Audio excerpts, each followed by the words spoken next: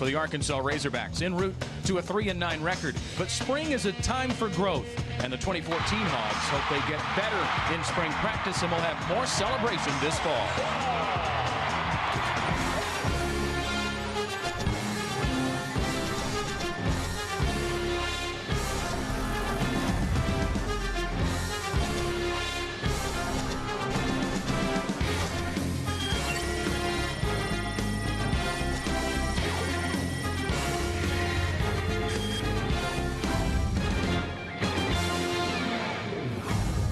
Live from Donald W. Reynolds Razorback Stadium in Fayetteville, Arkansas, CST is proud to bring you Arkansas football.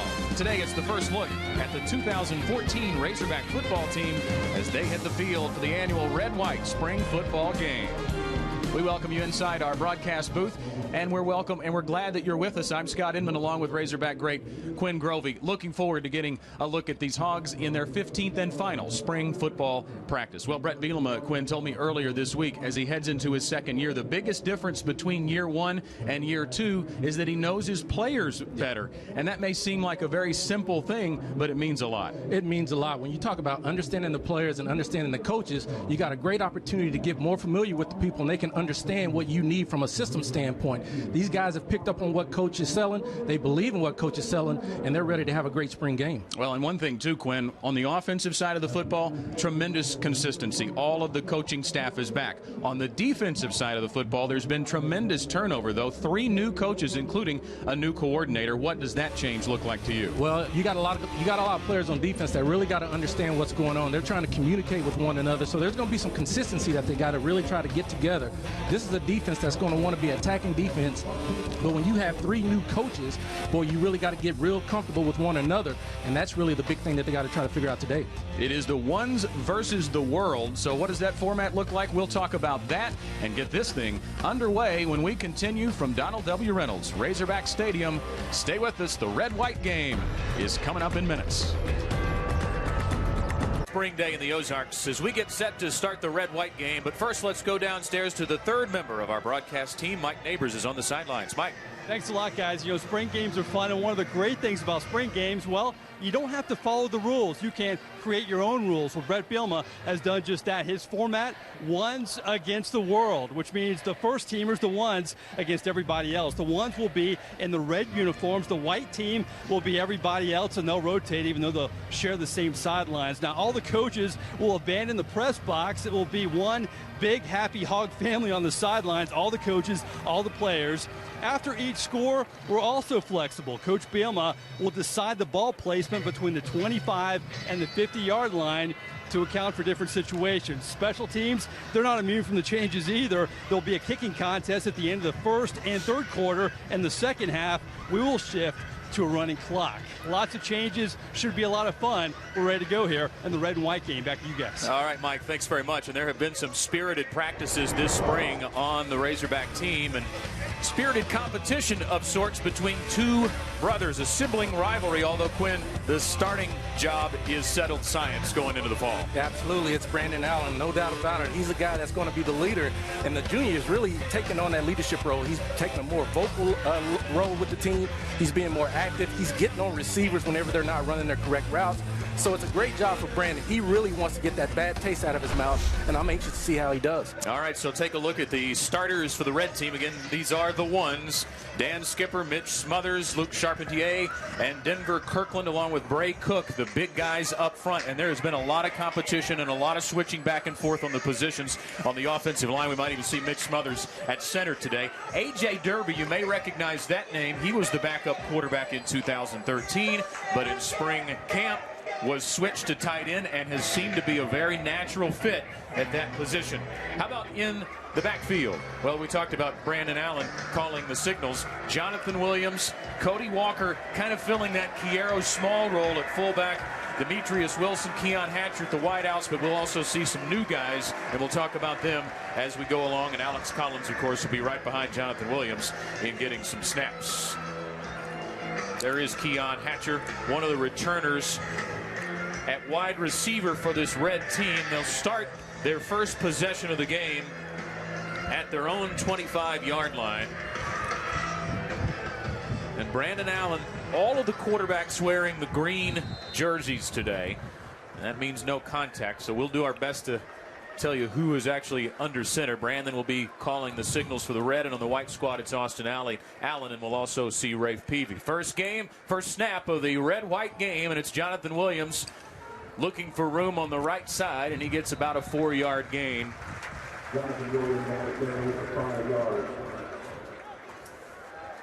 Otha Peters on the stop for the white team.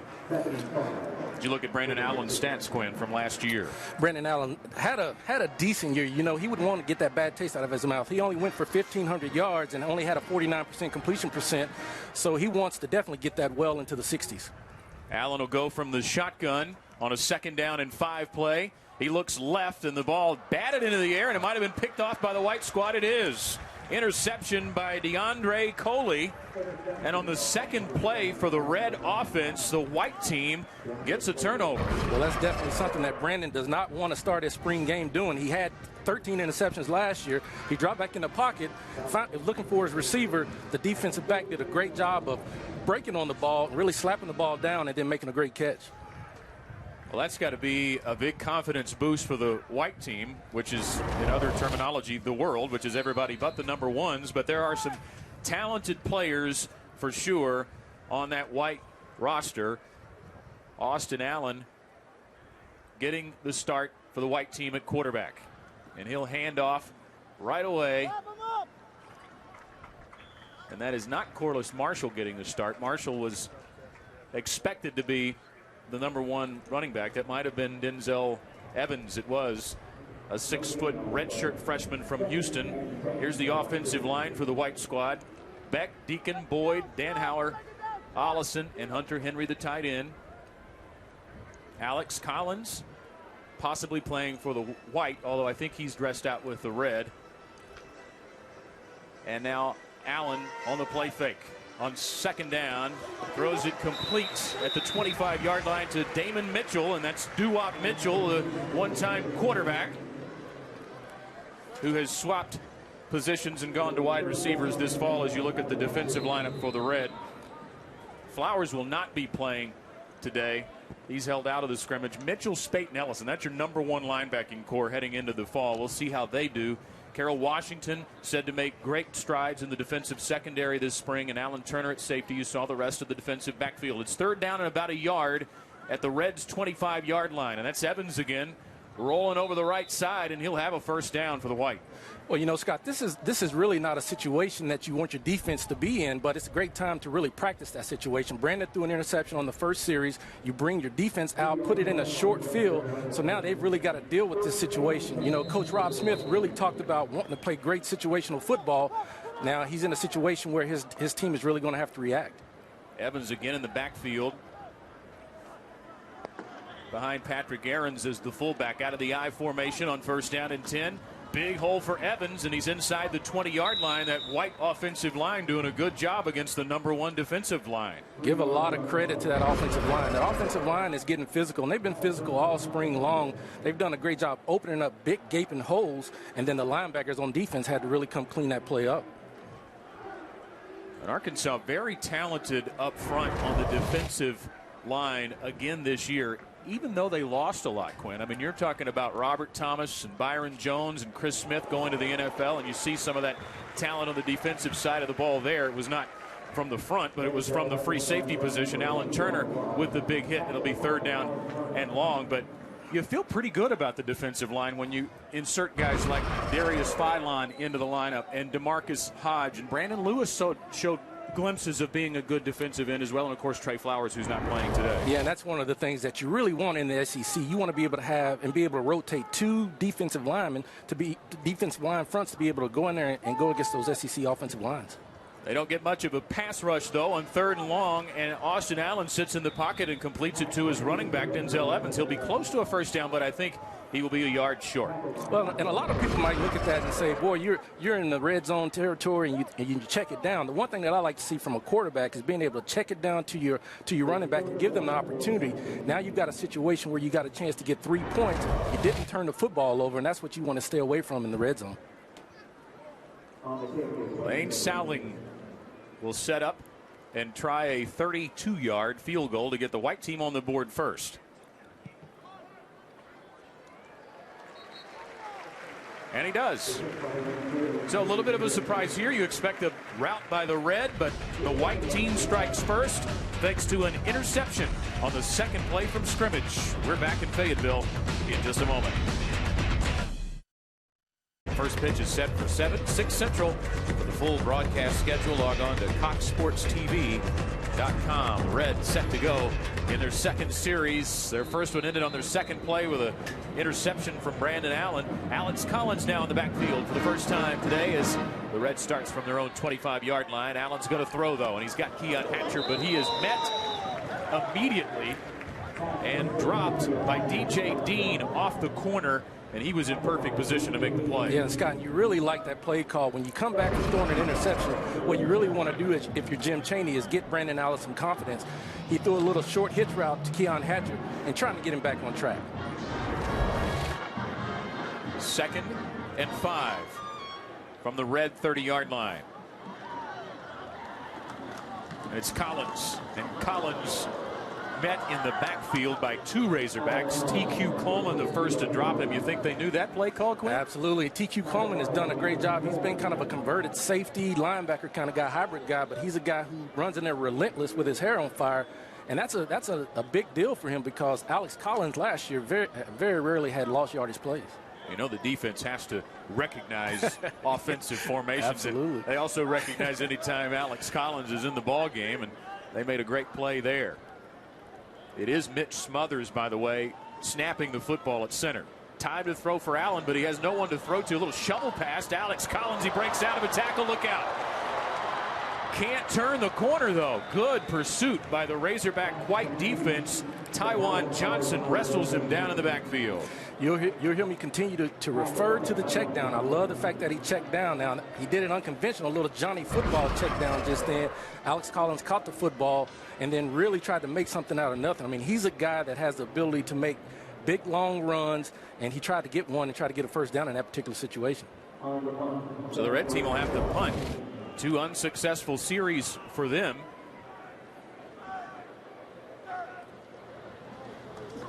This will probably be whistled dead. They'll call a fair catch at the 32-yard line. T.Q. Coleman returning the punts. And that's one of the things I'm looking forward to seeing, too, is who develops, Quinn, into a return guy. You lose Javonte Herndon, who didn't really return much, but he was your guy back there.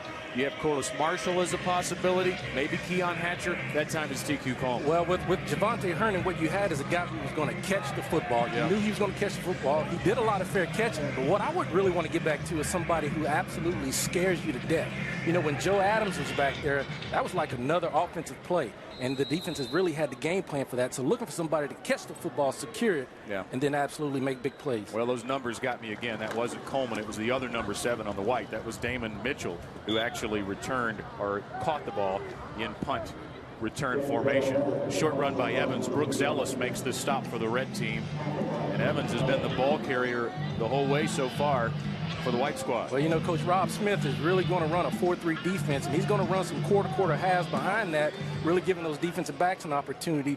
But this defense wants to play physical, and they want to play with passion, and that's really what he's trying to instill. Austin Allen, again, the quarterback on 2nd down and 9. Play fake and a rollout.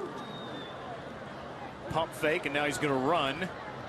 There'll be no contact there. They'll whistle him dead at the 36-yard line. So a minimal pickup. Braylon Mitchell gets credit for the tackle. Well, that's a play that you're going to see an awful lot. When you have a running game like Arkansas, you're going to be able to see a lot of play action, a lot of boots and waggles off of that.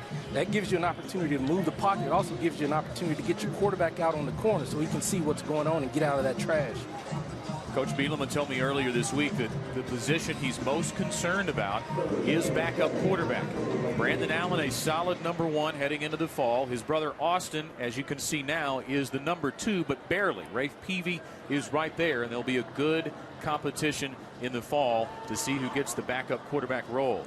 Long drop, and Allen throws a short pass complete to Scotty Thurman, the other Scotty Thurman.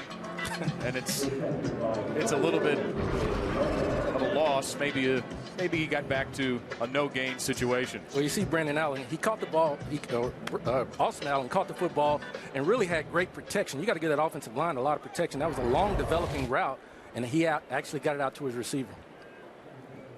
Toby Baker on to punt it away for the white team.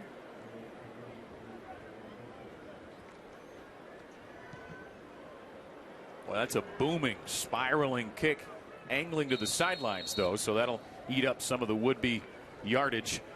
Jared Cornelius was actually the man in punt return formation. We won't see any of those returns today, but it gives us a chance with the timeout to talk a little bit about Jared Cornelius and some of the other new wideouts, Quinn. They're looking for a playmaker. They're looking for a deep play threat. That's something they didn't have last year. They're hoping some of the returning players can do that, but I know they're really excited about Cornelius, the freshman from Shreveport, his speed and his pass-catching ability. He's a guy that looked really good in spring practice. He's a guy that hopefully can take the top off the defense. That's what you really need, is somebody who can really scare the defense, make them play too deep coverage. Then that'll take another man out of the box for Alex and Jonathan. Korliss Marshall now is into the ballgame as the tailback. Another exciting player that can really do some things, and he hits a big hole. Can't get through the second layer of the defense, though. He'll be brought down after about a 5-yard gain. Taiwan Johnson, one of the first guys to him for the White. And Korliss Marshall, boy, he is a special athlete. When he hit the scene last year, everybody was extremely excited about the speed and the ferocity that he ran with. Last year, he ran a lot of toss sweeps. This year, they're trying to really get him in between the tackles and really give him the whole playbook when it comes to the running game. He was held out of much of spring practice because of a medical condition, but he's been back for a week or so now, a couple of weeks probably, and has looked very good. His speed maybe even improving, coaches say. Another big hole for Marshall. And he breaks one tackle, can't get through the last guy. So the tackle is made by DJ Dean. If Dean doesn't get him, Korliss Marshall was going to the end zone. There is a penalty marker down just shy of midfield. Well, there's no doubt that guy can get to the house and get to the house pretty quick. Just think about it. We've got probably the best 3 running backs in the SEC. Personal foul, face mask. 2, defense, 15 yards. When you talk about having the best 3 running backs in the SEC, boy, that gives you an opportunity. So just think about when we get into the season, you've got a great opportunity to have Alex and Jonathan really tire defenses down, and then you bring Korliss Marshall in, fresh legs. Boy, you got an opportunity to really hit a big run. But I really love what they're doing from a running back standpoint. Marshall, of course, used limitedly last year, but he averaged 8.6 yards per carry. A very high number, and it may even be higher this year. And I expect his carries to go up. A play fake now for Allen. He's looking deep towards the end zone. That's Derby, and Derby can't bring it in. Had a little bit of separation, but that was pretty good coverage, Quinn. Great coverage on a big 6'5" guy with a big frame. I mean, to be able to be in the right position, and that's what Coach Clay Jennings has really talked about, being in the right position, and then when you get there, make the right play. But then that play actually came off the play action pass. Brandon Road to his left and gave big A.J. Derby a great opportunity to go up and make a catch. That's what you want to do. A.J.'s made those catches in the spring. And, boy, he really tried to go up and do a one-hand catch that time as well. Davion McKinney on the coverage, maybe even gotten away with a little bit of interference on that. 2nd down and 10 from the White 33-yard line. Out of the gun, and it'll be a draw play with Marshall. Marshall gets positive yardage after being hit almost immediately by Jamichael Winston. That's the old smoke draw right there. You really try to get Korliss an opportunity to really pop. Jamichael Winston really held his ground, stood there, and made the play. And that's what you got to do. When you talk about a defensive front, you want to be able to make plays on the other side of the backfield. Penetration is really what they're talking about, and that's what he did. 3rd down and 7 from just shy of the White 30-yard line. Red looking for their first points of this spring game. Again, good time for Allen, but now he's flushed.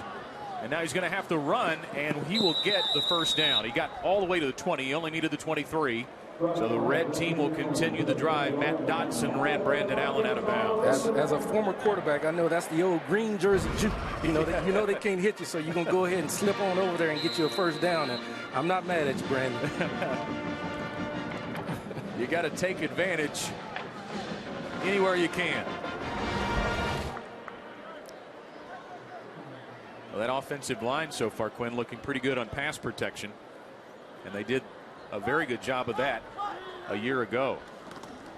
Jonathan Williams gets the carry.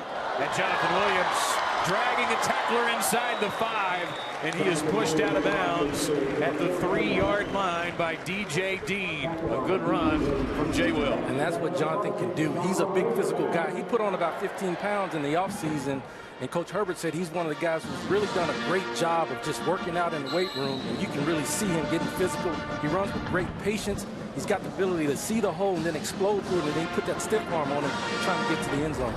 But when you think about what's coming up in the 2014 schedule and the kinds of offenses that Arkansas is going to be up against, this is the kind of drive we want to see a lot of this year. A long ball control, time-consuming drive that's taken us close to a minute to go. And Jonathan Williams puts his nose down and crosses the goal line for a red touchdown. Running behind Cook and Charpentier and Smothers.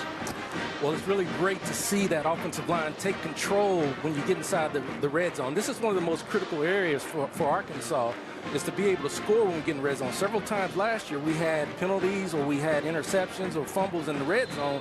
You've got to be able to score touchdowns when you get in the red zone and not come up short and have to kick a bunch of field goals. John Henson on for the point after, and he nails it. So a bit of a slow start by the Red, but they hit pay dirt late in this first quarter. We're back to Fayetteville in just a moment. You know it? And Cox Sports Television gets you ready for 3 live Saints preseason games again this year. Don't miss the black and gold on the gridiron against the Rams in Week 1, the Titans in Week 2, and the Ravens on August 28th. Stay logged on to CoxSportsTV.com for updates on game dates and times. So the white squad goes back to work, trailing now for the first time in the game from their own 25-yard line. The handoff goes to Denzel Evans. Evans getting the workload today for the white squad. Korliss Marshall was actually listed on the roster as a white squad player, but he has come out today as a red squad player. So the three big guns in the Razorback arsenal, including Jonathan Williams, all on the red squad today. So it'll be a lot of work for Denzel Evans, and he's still in there here on 2nd down and 8 from the 27.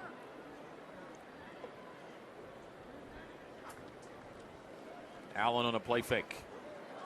He's got time, zips it out complete at the 39-yard line to Damon Mitchell, and Mitchell has a first down for the white. That's one of the toughest throws that you have to make in a college game, is to be able to throw that big long outcut.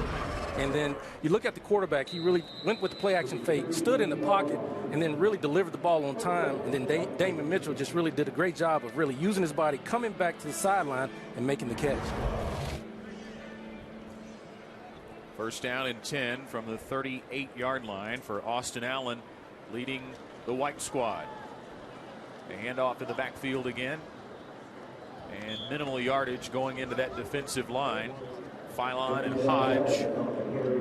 Pretty sound play for the Red. We talked about that defensive line, and that's really got to be the strong suit for the Arkansas defense. When you talk about winning SEC games, you got to build from the inside out, and that's what Coach Bielema is really trying to do with that defensive front. Those guys are really strong and physical. We just want to make sure we continue to get guys to come in and build that 2-man rotation. This defense has done a great job, and last year they were one of the top teams from a tackle from a loss standpoint. Number 91 there, Darius Philon, actually the leading returning tackler among defensive linemen. He had more than Chris Smith. He had more than Trey Flowers. 46 stops for Philon, and he gets one in the first quarter here in the red-white game. Quarter number 2 coming your way from Fayetteville with the Red on top of the white, 7-3.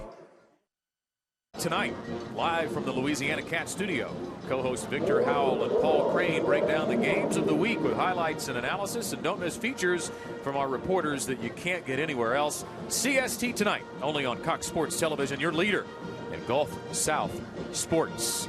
Well, as promised, between the first and second quarters, the kicking teams are out in a little bit of a field goal competition. And that's one of the spots, too, when you talk about, Quinn, the big losses from last year, they may not be any bigger than Zach Hocker. And the Razorbacks have a freshman coming in that's probably going to compete and probably even take that job in the name of Cole Headland from Argyle, Texas. So the guys out here kicking now, while they'll have a shot in fall, they're counting on that freshman because they gave him a scholarship, and Zach Hawker is a big hole to fill. They've got big shoes to fill. When you look at Zach Hawker, he is a guy that was consistent. You talk about 354 points over his Razorback career, 77% field goal kicking percentage. So he's a guy that you could always count on, and he was a weapon. I mean, when you got across that 50-yard line, you had to really start thinking about things differently, play calling and how you handled the football, because you knew that you were going to be able to have 3 points on the board with Zach Hawker on your sideline. So they did actually attach the points to the red team of the ones that the red team kicker made. So our score now at the end of the first quarter is 13-12. The red team with a 1-point lead over the white. So 2 field goals went through for the red, and 3 went through for the white. The white team will have the ball to start things off. It's 2nd down and 8 from the 40-yard line. Evans is in there, and Rafe Peavy is your quarterback, and he hits a perfect strike over the middle to Drew Morgan for a white team first down. And that's what you like to see from your quarterback, being able to see the pressure come off the right side, be able to visualize that, go 1, 2, 3, hit that back foot, and then be able to find your receiver on the slant. That's a great job by Drew Morgan, really getting inside leverage and being able to make that catch with his hands. It's a 12-yard gain. And what about Drew Morgan, a sophomore from Greenwood? You know, wants to do well as much as any Razorback out there. Has he got a chance to compete for some playing time? He's definitely a guy. Morgan has got the ability. He's got great hands. He's got great football IQ. And he's a guy that I know that Brandon really feels comfortable with. So I think he'll have an opportunity to definitely make a contribution. All right, so the first throw from Rafe Peavy was a successful one. He hands off here on first down. Martrell Spate and Alan Turner making the stop for the red team. Rafe Peavy, of course, a lot of fans wanting to get a look at him. Quinn, the freshman from Missouri, 6'2", 200 pounds. A highly touted, highly recruited, highly sought-after player. They're expecting big things from him. 2nd down and 10, and he's going to throw. Nice ball out to Morgan again, and Morgan is rolled out of bounds after about an 8-yard pickup by Braylon Mitchell, or was it Alan Turner? Both guys in there. Again, you can tell that Peavy feels really comfortable with the 3-step game. Morgan did a great job of really stemming the defensive back and then really getting to the outside, giving Peavy just a big area to throw the football. He caught the football, turned his shoulders, and really tried to get as many yards as he could to get to that first down marker. Brings up a 3rd and short. 3rd down and 3. Challenge for the white team. Peavy will step under center. Evans behind Aarons. They play fake it to Evans, and Peavy will be sacked. Really just touched, but it'll go as a sack. No contact. Dietrich Wise gets his big paw on Rafe Peavy, and that'll force a punt for the white team. Well, that's what you talk about. You're looking for that guy who can play opposite of Trey Flowers. Arkansas Razorbacks had 28 sacks last year, so they were one of the pressure teams in the SEC. And, boy, if you can get somebody to come off that other side with Trey Flowers, you got an opportunity to really scare quarterbacks in the SEC. DJ Dean is back deep in punt return formation, as the white squad will kick to a white squad player. We'll see some more of that as the second half goes on. A lot of hang time on that punt, and the fair catch inside the 15-yard line where the red team will take over. A 13-12 edge for the red thanks to those field goals between quarters. We're back with more from Fayetteville after this. Apparently the white team had one more field goal than we thought at the end of the first quarter. They've now got a 15-13 lead. You got to love red-white games. Let's go down to the sidelines and Mike Neighbors. Mike? Yeah, you got to love it because you see a lot of familiar faces from the past few seasons. Here's a guy who's the team's all-time leading scorer, Zach Hawker. We just saw some kicking out there. You're an alum now. You feeling older watching the young guys out there? Absolutely, just a has-been now, but it's good to get out here and see our guys, especially after last season.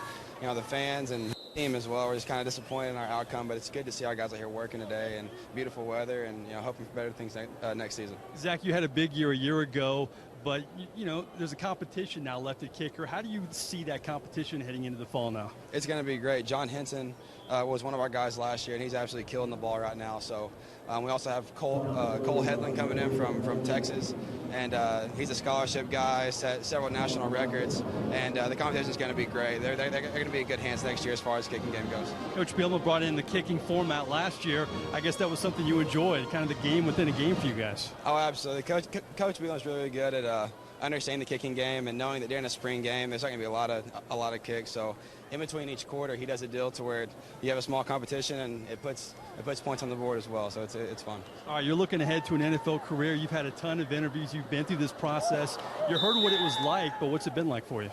It's been pretty hectic, you know, and now that it's creeping up on us, you know, anxiety's kicking in, and you just want to know what's going to happen. And you know, I don't know. It's been encouraging interviewing with teams and working out with teams, and you know, 2 weeks from now we'll find out and see what's going on. But as of now, I'm just enjoying this time off with my friends and family and watching some football. You know, when you look at the process, you have all the tryouts, and it's this year because the draft's later. Do you get used to the pressure of these tryouts after you've had a few? Yeah, you know, you just take it one day at a time. You know, the East-West Shrine game, Pro Day, Combine, you treat it all the exact same way. And, you know, you just keep your head down and you put up good numbers, good things will happen. So that's what I've been working on doing, and just hoping for the best. Last thing I have, Coach Bielema, we talked to him this week, and he said being here, the experience is night and day compared to a year ago. What kind of faith do you have that he can turn things around here in Arkansas? He's absolutely going to get this thing going. Coach is an awesome player. Love him. Like I were last year, but it was enjoyable. Just of the team and the guys, and having a personality that the kids can click with really well. And I have no and these. All right, well, you know firsthand. I appreciate you taking the time. Enjoy your teammates. We're going to catch up with some of these guys later, and good luck in the draft. All right, thank you. I appreciate it. All right, Zach Hocker, the all-time leading scorer here in Arkansas. Guys, the draft was pushed to May. These guys wish it was yesterday. Back up to you. All right, Mike, nice job with that interview. And, boy, Zach Hocker, a guy, Quinn, I fully expect to be kicking on Sundays. Zach Hocker is a great kicker. Like I said, he is money. And as a quarterback, that can be your best friend when you know you're going to be able to get points. He came out in pressure situations and delivered results, and he's one of the best kickers that we've ever had. Hey, and for all of you fans watching and all you soccer players watching, that's how Zach Hocker got his start. He played soccer, and he ends up with a chance to kick for lots of money in the NFL. Holds about every kicking record now at the University of Arkansas. Meantime, there was a brief injury timeout. Tywan Johnson was shaken up. He was taken off the field. Looked like he might be okay. What a booming kick this was, and TQ Coleman can't handle it. He fumbles it back towards the end zone. I don't know what they're going to call this.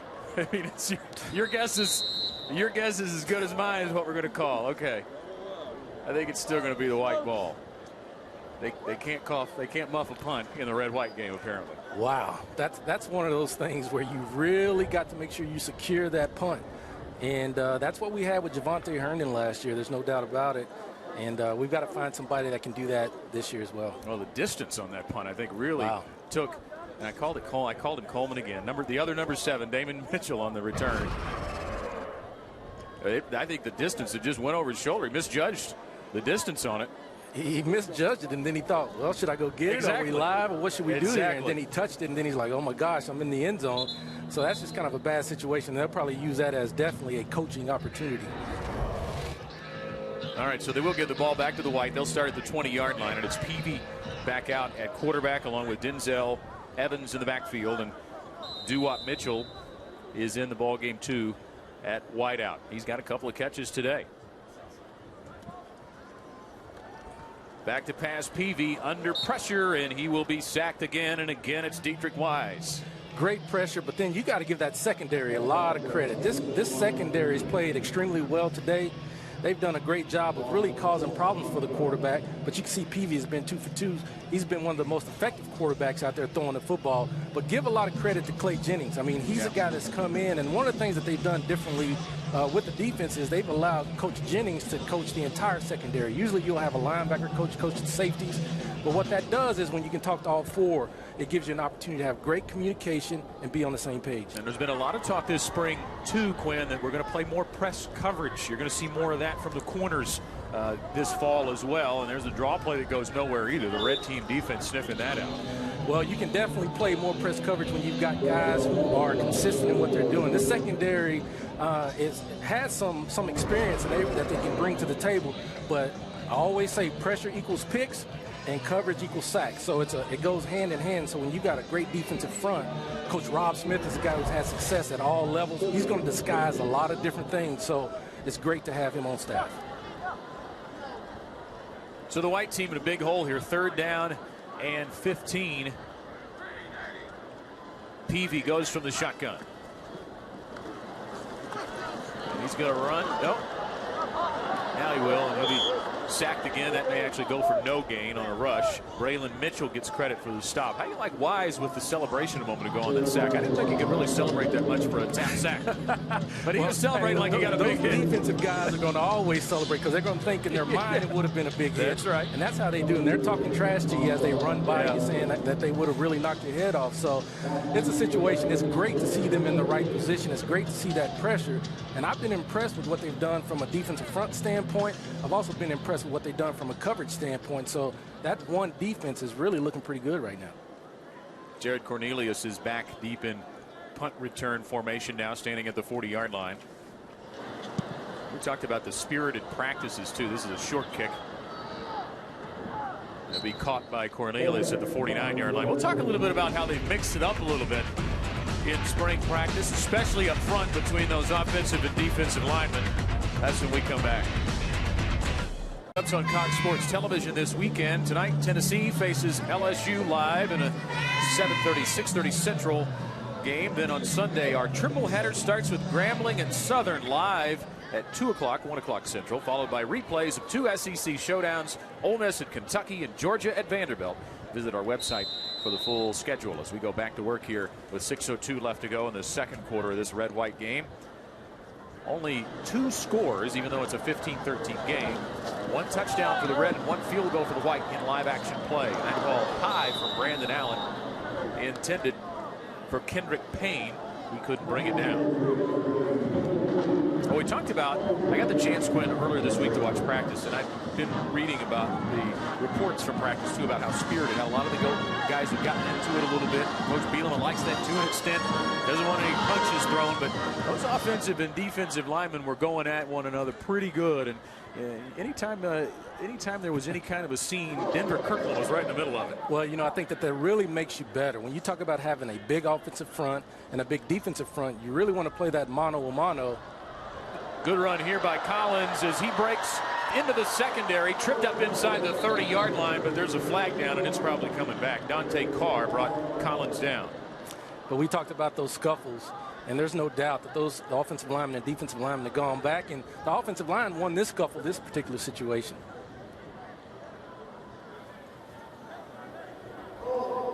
'76 of the offense. 10-yard penalty from the spot of the foul. Second down. Dan Skipper, one of those guys in the middle of a lot of those skirmishes in practice. That may be why the offensive line got a little. Look at the great patience from Alex. I mean, that's what he does. He has great vision. He's got the ability to see what's going on, and he's so explosive, and when he sees the hole, he really hits it. Those are the type of runs that we need to turn into touchdowns this year. This team really needs points. So when we get somebody in the open, boy, we really need Jonathan and Alex to take it to the house. Alex Collins came up a little bit gimpy there after that run, too. Kind of maybe got his ankles tied. There's a pass floated out to Korliss Marshall, and he can't make it back to the original line of scrimmage. T.K. Coleman there to bring him down.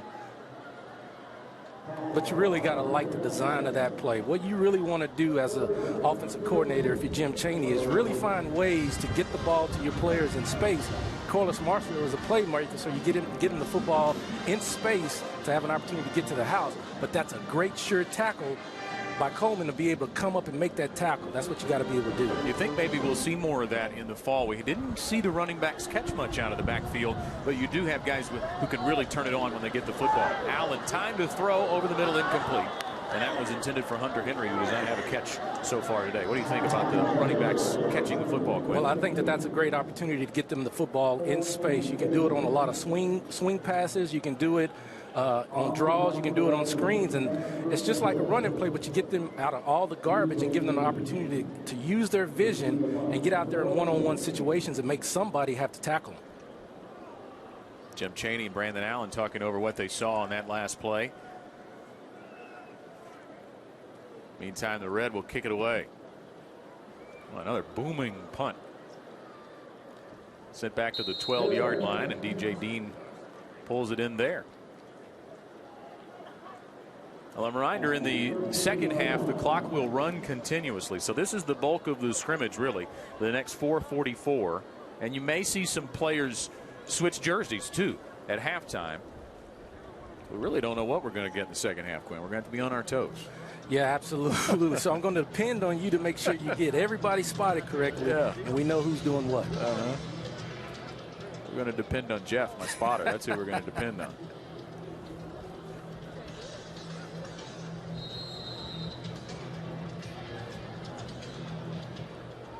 It'll be Rafe Peavy again at quarterback for the white team. And he works from the I formation.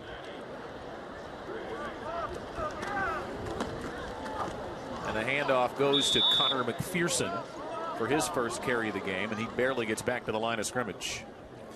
Great play by that defensive line. Again, I know we've talked about it continuously, but when your defensive line is doing a great job of getting penetration and disrupting the timing in the running game, that gives you an opportunity to be successful. That defensive front has got to eat up a lot of space and eat up blockers on that offensive line so those linebackers can run free and make plays. The one thing we don't want to do is be in a situation where Alan Turner is the leading tackler again. McPherson again in the backfield, a freshman from the Woodlands, Texas. Peavy on a rollout. He is a mobile guy, and he will get the pass away. That was almost up. They will call a sack. I think they did whistle that dead. Way back at the 5-yard line.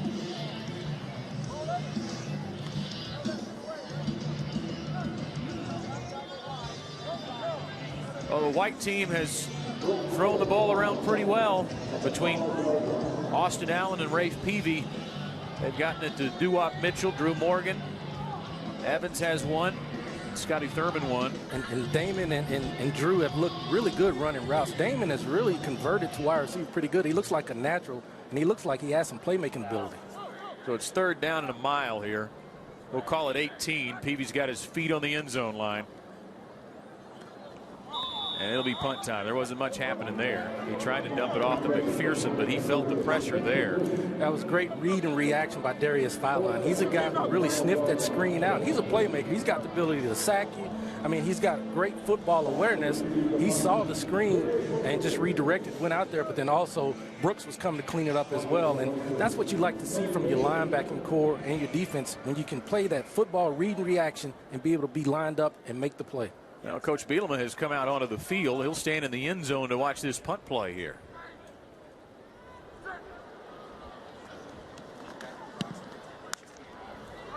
Wobbly kick this time that takes a bound inside the 45. Will roll across midfield. Again, it was Cornelius back there setting up as a punt returner, stopping the clock down at 3:03. The New Orleans Zephyrs return to Cox Sports Television with 4 games this season. Don't miss a pitch as we begin our coverage on Friday, June 6th. Round Rock comes to Zephyr Field. Join us for 2 matchups in July and then again on August 1st. All games are live at 8/7 Central. Visit our website for full minor league baseball schedules on CST, your leader in Gulf South sports. Well, just a gorgeous day here on this final Saturday in April, and the Razorbacks completing spring practice with this red-white game. So this is the last look for fans at the team until August.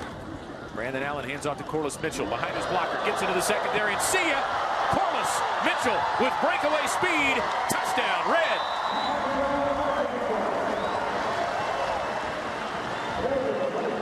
'59-yard run by Korliss Marshall. Anytime you're going to have a long run, you're going to get great blocking downfield, and you can look and see that the pulling guard, Luke Charpentier, doing a great job of getting that seal. And then when you give Korliss Marshall a space like that, he can really fly through it. He's a home run hitter, he's a touchdown maker, and he's a guy that's very explosive.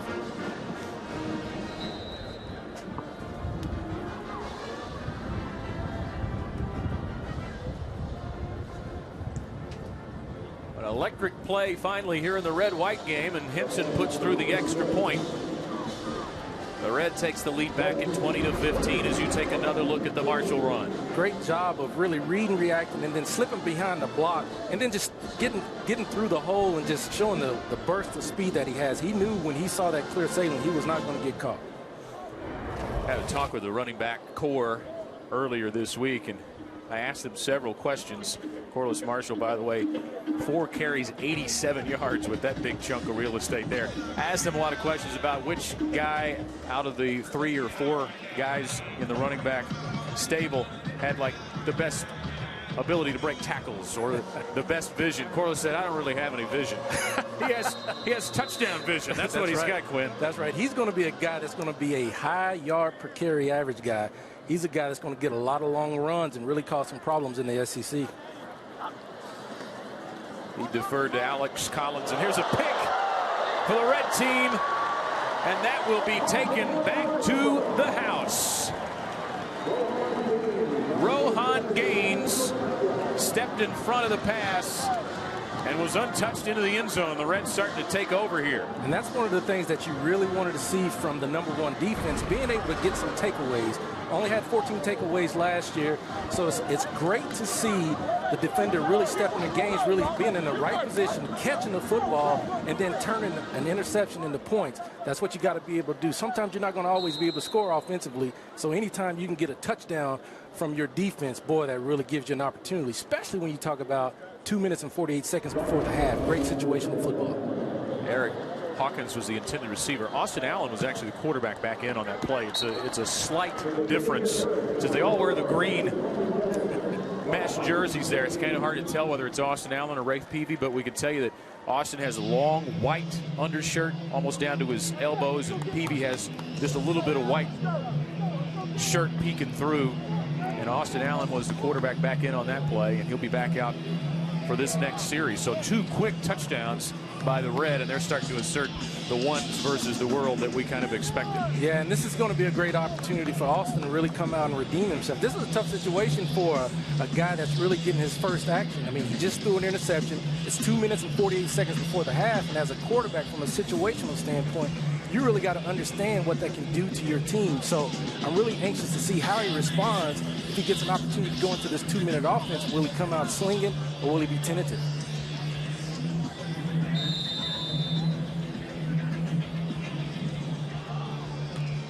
Denzel Evans is back in now as the running back.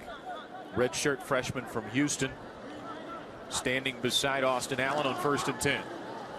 Allen with time, and he's hit from behind. The ball is loose. That's going to be a fumble. Darius Philon picks it up, and he's going to return it for another defensive touchdown. Back-to-back defensive touchdowns for the red team.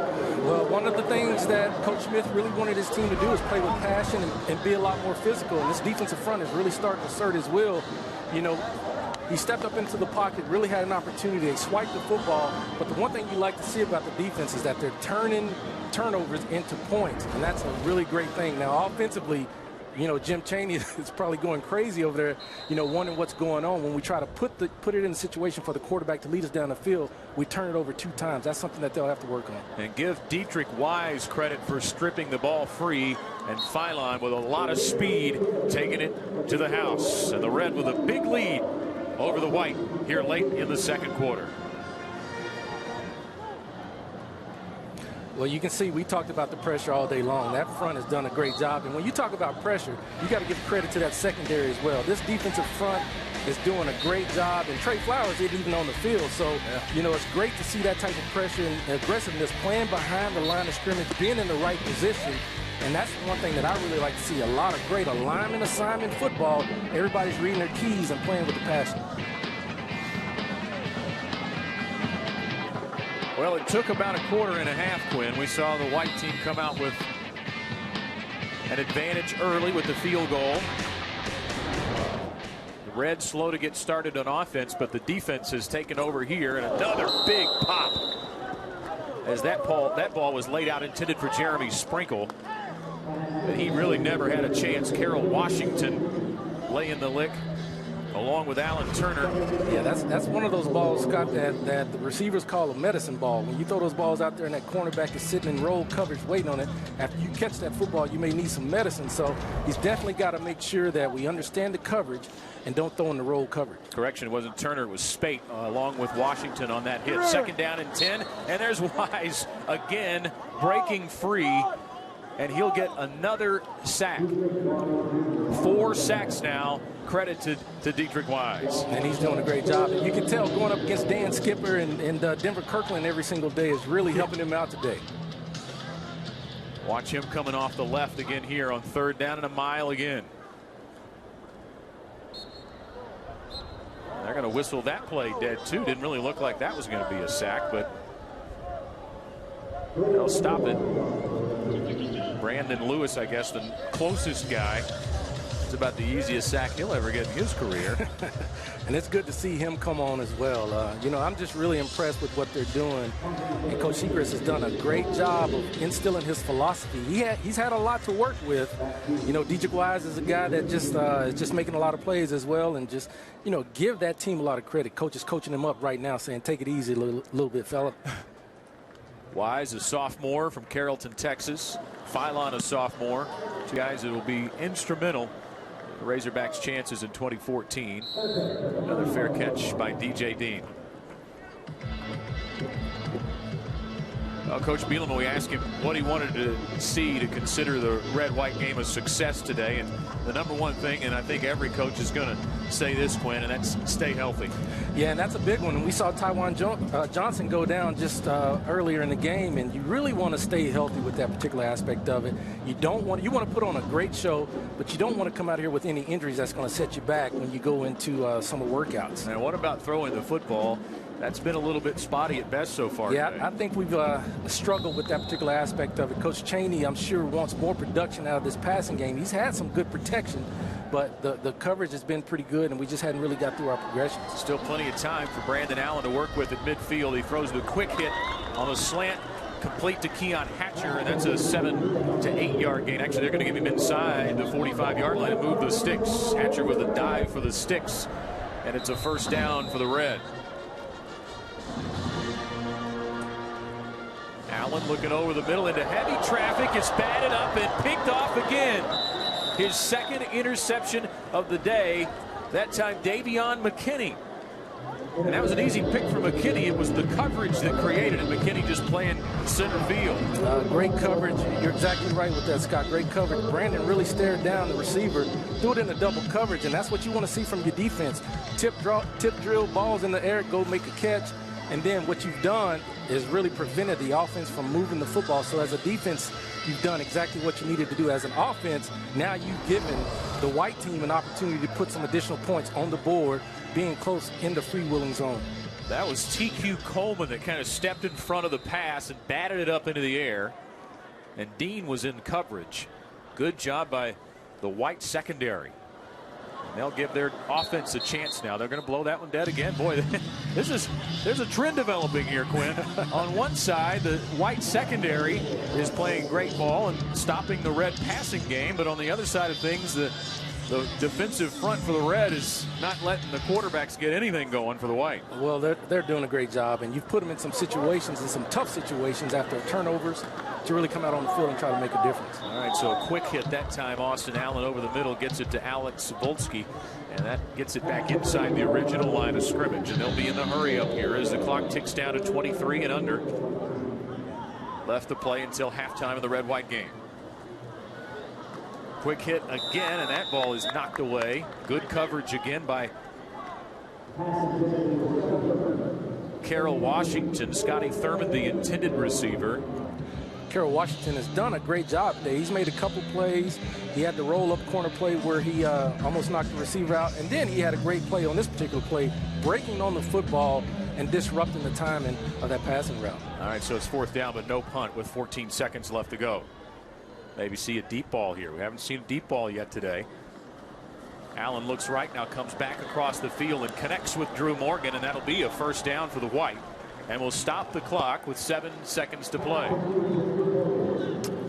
Braylon Mitchell on the coverage and the stop for the Red. Well, big play to keep the drive alive, especially on 4th down. Now it looks like you've got one more play, which would be a Hail Mary. Allen sets up to throw. Up the sidelines, got a man, and he's got a touchdown. Eric Hawkins.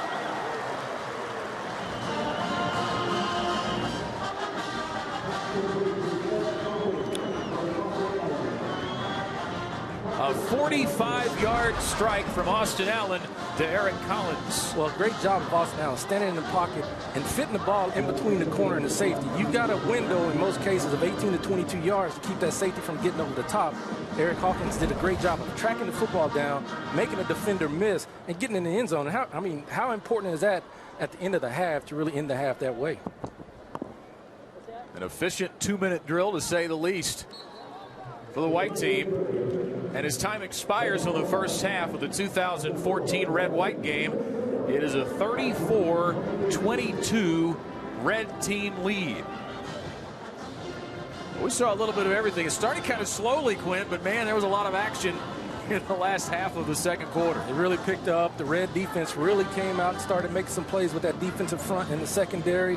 The White secondary has done a great job of really containing Brandon Allen and just really keeping him from having, the day that he really thought he was going to have. And then you see this last play at the end of the half to really score a touchdown. Boy, there's going to be some coaching going on at halftime, and, they'll be able to use this film to really help them out. 2 defensive touchdowns for the Red, and for the White, their only touchdown on the final play of the first half. There'll be a 15-minute halftime and then a continuous running clock in the second half. So we'll scoot through the second half. But in the meantime, Brett Bielema is going to talk with us on the sidelines as we head down to the sidelines. And Mike Neighbors. Mike. Thank you very much, guys. Coach Bielema joins us. Kind of slow early, but boy, things heated up right before the half. What stood out for you? Well, obviously we got to take care of the football. We had a couple turnovers.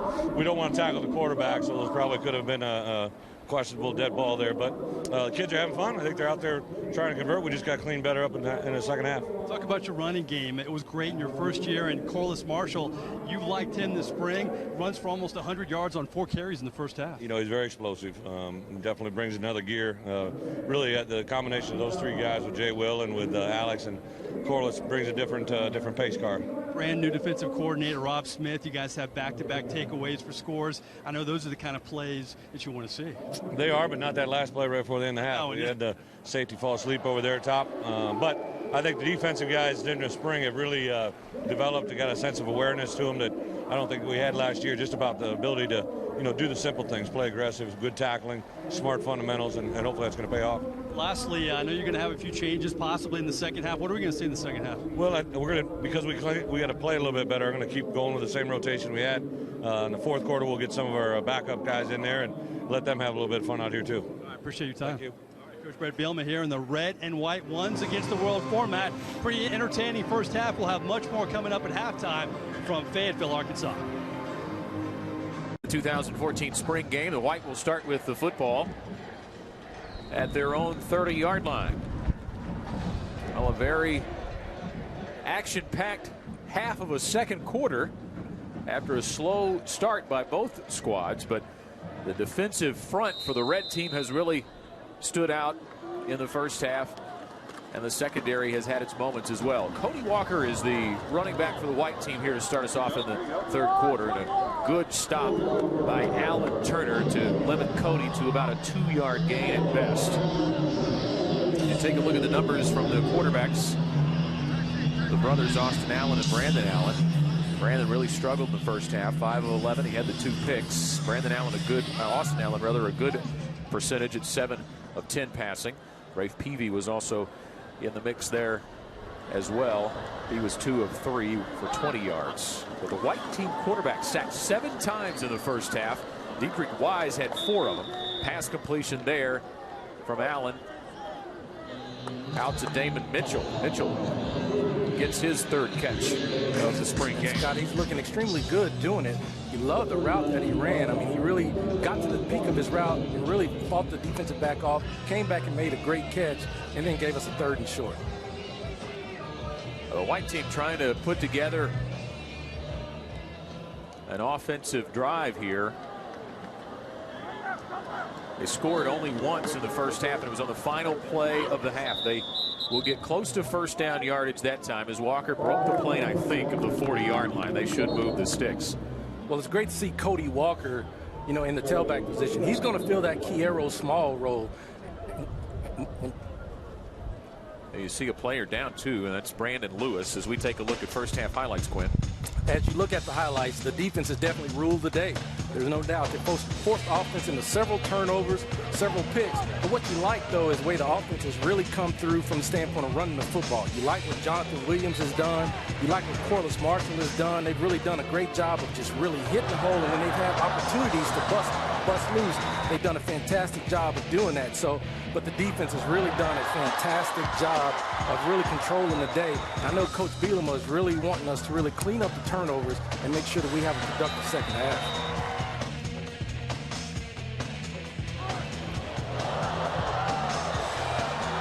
There's the pick 6 from Rohan Gaines.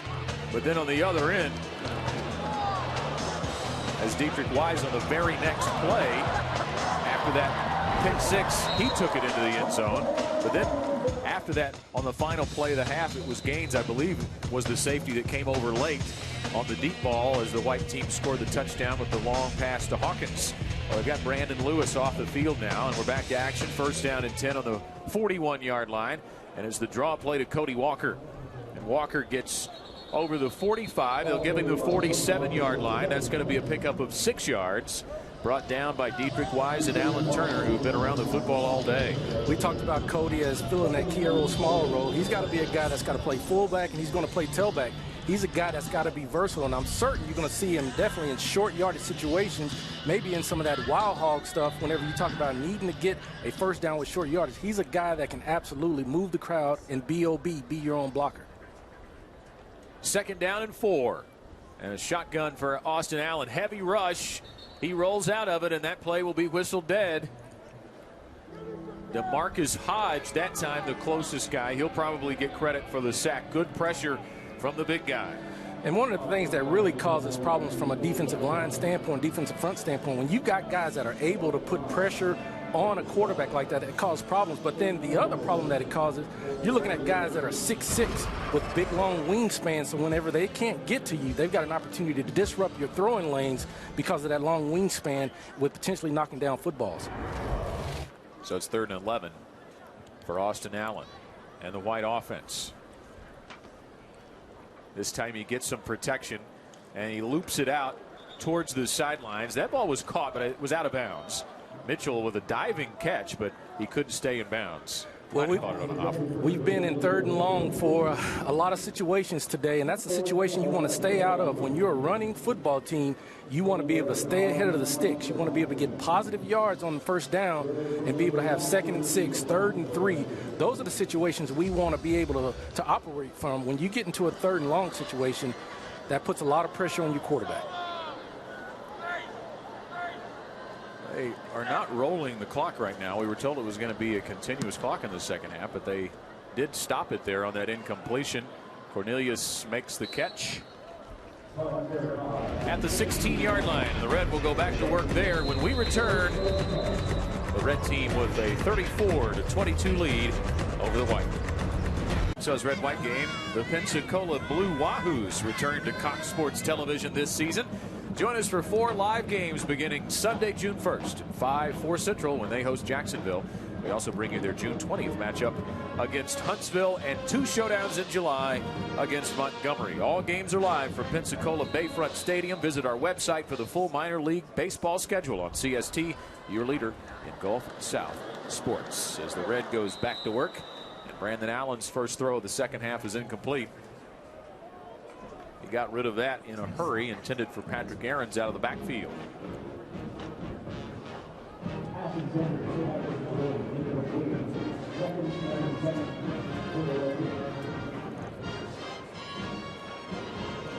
red team in the first half totaled 140 yards of offense. 119 of that was on the ground. Passing game has not been jump started. Here's Jonathan Williams turning the corner and spinning off tacklers up to the 25-yard line. That's going to be about a yard short of a first down. Well, Scott, when you're struggling with the passing game, boy, there's no better alternative to be able to turn and toss that ball to Jonathan Williams.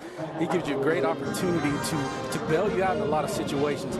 I know Brandon definitely wants to get his completion percent up. He was 5 of 11 in the first half with 2 interceptions. So when we talk about really trying to be progressing in the second half, Brandon wants to have a great second half. Watching him practice on Tuesday this week, he still throws a nice ball. He fits some into tight coverage in those workouts. You know, the ability is there. Here's a big hole for Jonathan Williams, and Williams is going to have the first down and a lot more. He gets into white territory across the 50 and down at the 43. Brought down by Davion McKinney. That was a great play call and well executed. Well, you got the old counter play right there, and what happened was that cornerback lost contain. Keon Hatcher got a great block on the corner. That left Jonathan Williams a clean corner and able to really try to dance and get extra yardage on Will Hines.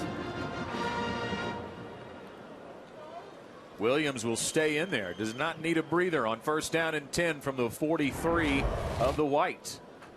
Out of the eye. 2 wide outs, and Allen's going to throw to one of them. Right side. It is dropped by Keon Hatcher.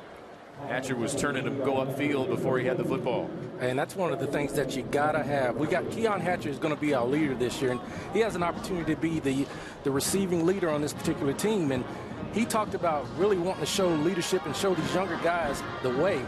He talked about if you have drop passes with him being the leader, you got to do push-ups. He said you're either going to drop passes or you're going to have a big chest.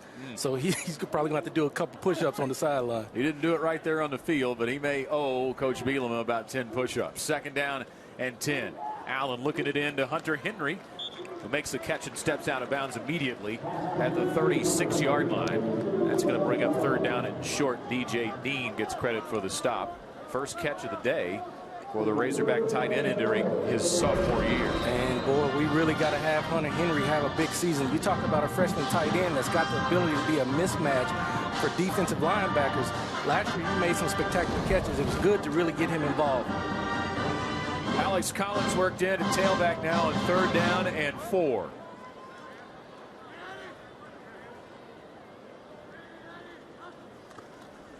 Quick pitch on the right side. Collins gets the first down yardage. Deontay Carr on the stop.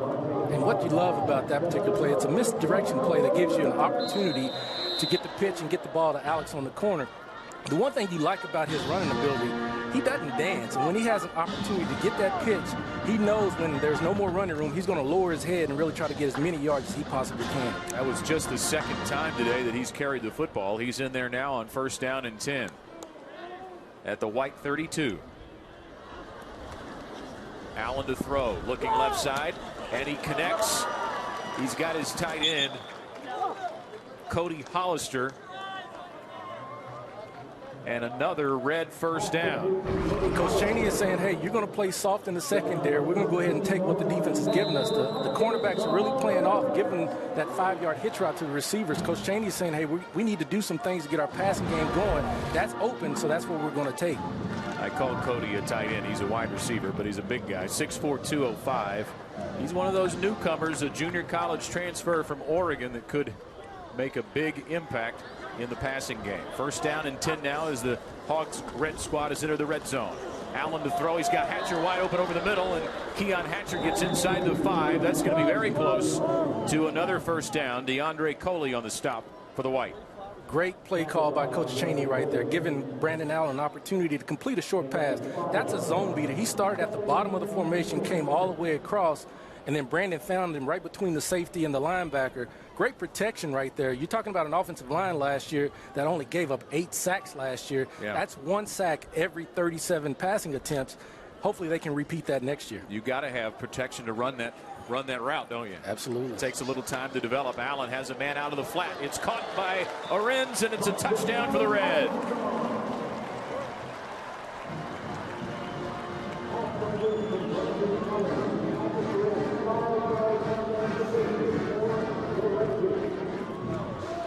Well, hands down, Quinn, the best drive of the day for the Red offense. And that's what you love. This play right here is a play that's always open. There's no doubt about it. When you've got a great running game and that fullback is leading blocking, a lot of times they're going to forget about that fullback on the goal line. Brandon did a great job with the play action fake, got the ball out to the flat, and then he took what the defense gave him. He didn't look for anything else. And as most people say, you can't go broke taking the profit. And he got a touchdown on that play. Brandon Allen, 4 out of 6 passing the football for 39 yards on that drive. And the Red opens it up 41-22. Let's head down to the sidelines and Mike Neighbors with a special guest. Mike. All right, guys, I go from the gymnast to the center on last year's team. I'm suddenly shrinking. Joins us. A lot of familiar faces from last year. Let's just talk about being back. Does it seem like a long time ago, or did it go by fast? You know, this whole thing went by pretty quick. It's a little different being back and not being on the field, so you got to adjust to that. But, you know, this whole process has been great. Talk about the offensive line. It's been a message this spring to play more physical, to step things up, to a little more experience. How do you evaluate this offensive line and what they've done the past couple months? I think they've done a great job. You know, I've been out to a bunch of the practices and just seen how they've, you know, grown chemistry-wise, and, you know, they work on their technique and do everything. And I think they've taken a step in the right direction. What areas do you think will be better than last year? Obviously, they're going to miss you and your leadership, but how can they play better than last year? Well, I think the whole experience thing is going to help them out. You know, you can't really categorize that in anything itself. When you get another year under your belt, it just does wonders for you. I talked to Zach Hucker about this earlier. Coach Bielema, you were here for his first season, and he told me it's night and day compared to last year. What gives you the faith that he can turn all this around? Oh, just the coach that he is and the staff that he was able to bring in when he first got here. You know, I think it's the greatest coaching staff in all of college football. We talked about going through the NFL draft process, all the interviews, the combine, the interviews, more interviews. We carry the New Orleans Saints on CST. They could use a center. That'd be a nice place to end up with Drew Brees, I guess, huh? Yeah, that would be a great place. But, you know, I'm open to all 32 teams at this point. How has this process been for you, the whole leading up to the draft? It's been great. You know, it's some people you hear from, they say it's hectic and it's, you know, stressful, which at times it is. But I've tried to embrace it and have had, you know, a lot of fun with it. All right, well, listen, good luck in the draft. Appreciate you taking the time. Yeah, thank you. All right, guys, offensive line may take some steps forward, but they'll miss the leadership of Travis Swanson next season. Back to you guys. No question about it, Mike. Thanks very much. In fact, they're not sure who is going to replace Travis Swanson at this point, Quinn. There are a lot of guys who have already been shuffled in and may still be shuffled in. As the red team gets an interception off a deflection, Carroll Washington picks it off. But they've had Mitch Smothers in there. They've had Luke Charpentier in there. They may put some other guys in there. In fact, Brett Bielema, in my talk with him earlier this week, maybe upwards of 5 guys they try out at Travis Swanson's position, and that's a little frightening going into the fall. Yeah, you've got to find the right guy. A lot of people will take that center quarterback exchange for granted, but that's something that you really got to work on. But when you talk about Travis Swanson, you talk about a guy that is a leader. You talk about a guy that's the quarterback of the offensive line. He's a guy that helps Brandon really make all the checks. And so when you talk about setting protection, sliding protection one way, sliding protection the other way, fanning out, he's the guy that's really helping the offensive line see that. And so you got to have somebody that can really help with that leadership. And how much, too, Quinn, is it more than just blocking? And how you were a quarterback, I mean, is that center quarterback exchange as Brandon goes long for Hunter Henry and overshot him by just a step or two? People take that for granted when they watch football, but that's something that takes development, doesn't it? Absolutely, especially when you've got a center as athletic as Travis Swanson. He's a guy that can snap the football and pull. Not very often do you have centers that can snap the ball and pull. So when you've got a situation, and in this offense, that center is required to do a lot of things. Like we talked about, they're the quarterback of that offensive line, but then they've got to be athletic and do some things. So when they're pulling and doing a lot of different things, you've got to be able to stay in there as a quarterback and understand and have a good feel for what's happening with your center. There's Smothers snapping the football as he's done today in the red-white game on 2nd down and 10. Allen on the rollout, and a nice quick throw there, complete to Cody Hollister right at the sticks, and that should move them. They will. First down for the Red. You know, Brandon is really starting to pick it up a little bit. Coach Chaney is, like I said, is taking advantage of the defense right now. So they're throwing a lot of quick outs, throwing a lot of quick hooks, giving Brandon some easy throws. He's making those throws. Those wide receivers are catching the football, and that's what you really want to see, catching the football, getting yardage, and not having drops.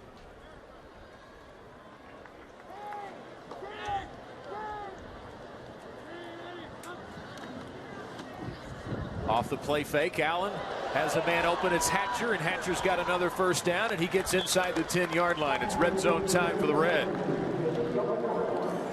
And that play is so effective, Scott. And the reason that's so effective, you got the play action quick fake on the trap, and then you've got an opportunity for Brandon to reset his feet. And then when you got a big receiver like Keon Hatcher, he has the ability to get that inside leverage.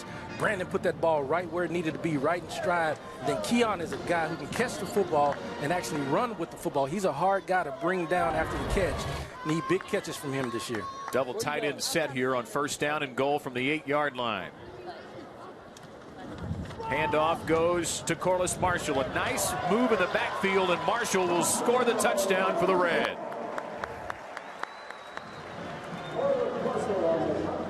Second touchdown of the day for the Razorback running back. And what you love about Korliss Marshall, you see he's starting to run between the tackles. He had an opportunity to bounce that outside and really utilize his speed, so you like his thought process of seeing, hey, the goal line is closer to me if I go north and south. He made a move outside, dipped back in, and then showed some real physical running at the end. He's a collision guy. Also, he's a speed guy, so that explosiveness really helped him. Yeah, and he tells me he's just a straight-ahead runner and wants to run full speed, but he had some nifty cuts on that run. You know, he does a great job with his feet. And the thing about him, he's always moving forward, and he's always moving forward fast. And for a defender, when you see a guy with that type of explosiveness coming at you, well, you really got to make a decision, a career decision, if you want to jump in there and really make a tackle. Brandon Allen in the third quarter, 6 out of 9 passing for 76 yards. So a much better second half that will please Coach Bielema much more than that first half did. Well, watch the Razorbacks baseball team on Cox Sports Television Saturday, May 10th, when they host the Texas A&M Aggies live from Baum Stadium. First pitch is set for 7/6 Central. For the full broadcast schedule, log on to coxsportstv.com. Rafe Peavy will be the signal caller on this series for the White as we get down to the late going in the third quarter of this red-white game. Peavy trying to get rid of it and finally does. A sidearm throw connects with Chris Jones, and Jones goes down the sideline for a big gainer. I think he stepped out of bounds, though, back near the first down marker, and he did. They're going to mark him out at the 36. It will be enough for the first down, but that was a little playmaking ability by Rafe Peavy there, making something happen out of nothing. And that's what you want to be able to see. You got to have a quarterback that has the ability to get away from the rush and keep a play alive. Rafe did a great job of extending the play. The linebacker got lost in coverage, which gave the fullback an opportunity to get behind and get big yardage. Cody Walker is the tailback on first down and 10.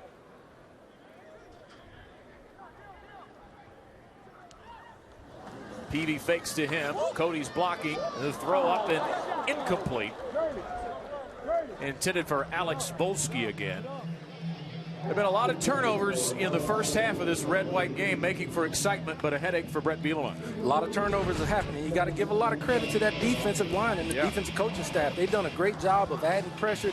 The secondary has been in the right position all the time, and that's what you like to see. When you create turnovers, man, you really help your team out if you can turn them into touchdowns. They've done that today, but they've been all over, really forcing balls, really playing great coverage, really separating the receivers from the football. So nice job by the defense today. Man, I say a headache. I guess it depends on how you look at it. Your number one defense is creating it, so he's got to be happy with that. But if he's worried about his backup quarterback, he doesn't like that throw. There's kind of a good-bad scenario on every play. It's hard to cheer in a red-white game. The band is going to be playing for somebody, today. And you really got to look for those coaching points. I guess you want your ones ready for the fall, and you defer to them, and they certainly look good in that first half, especially up front with those guys. 2 defensive touchdowns on back-to-back plays in that first half. So another 3rd and long for that White team. They've been used to this today. Rafe Peavy has not been set up for success against this defense. He'll try to make something happen again and overshoots his intended receiver, Drew Morgan. That'll bring up a White punt again. Well, so much for the continuous clock, Quinn. We are seeing stoppages after every incomplete pass. So we're down to 1:42 left to go in the third quarter. Looks like Coach Bielema wants to keep that same format for a while to get those ones continuing to play together and trying to get some continuity. This is a great opportunity, though. I like the format. I like how they have the ones on the same team. Gives you an opportunity to get that game time experience. When you have a turnover, the defense has an opportunity to go back on the field, and likewise with the offense. A little mixture of red and white players on the special teams, and Cornelius calls for the fair catch at the 23-yard line. This copyrighted telecast of Arkansas football may not be retransmitted, reproduced, rebroadcast, or otherwise distributed or used in any form without the express written consent of Cox Sports Television.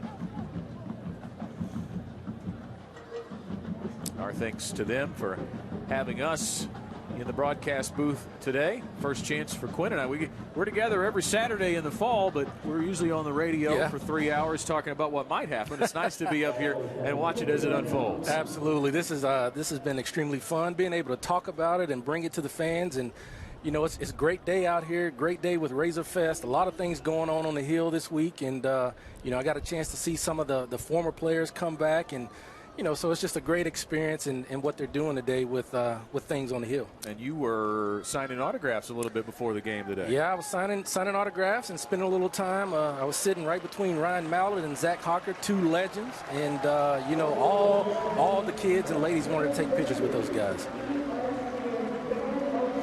All right, we have stopped play briefly here. There's a bit of a special moment going on. Brett Bielema bringing in a special player. He told us there were going to be special guests. Mike Neighbors is on the sidelines. Mike, what can you tell us? We've been waiting for this all day, guys. How about 31-year-old Kanan Sandy is going to be the special guest. Check out, he's going to be involved in the game plan here. We didn't know what Brett Bielema had up his sleeve, but Kanan Sandy is your guy from Cave City, Arkansas, 31 years old. How about that run, guys? I don't think he's going to be touched. He's a Hogs fan since he was 2 months old. That's when he attended his first game. His mother, Ginger, entered him in an ESPN contest for the 2013 ESPN Hall of Fame. Guys, he received over 100,000 votes. Back to you. What an awesome moment for him, and he takes it to the house. He will remember that forever. Best run of the day. There's no doubt. He did a great job of following his blocking, and, you know, Dan Skipper and Denver Kirkland were out there, and just, boy, I tell you, that's just a special moment to be able to get a touchdown in Razorback Stadium in front of all these great fans. He is extremely excited. Look at him. He's working the crowd, blowing kisses. He's doing a lot of great things. Untouched for the touchdown run. We were told about those special guests. Coach Bielema would not tip his hand, but we get the surprise now. Mike, back to you. Ginger told me that he didn't find out till halftime either. He knew it was going to be something good today, but I think this exceeded all of his expectations. Pretty good stuff. Back to you.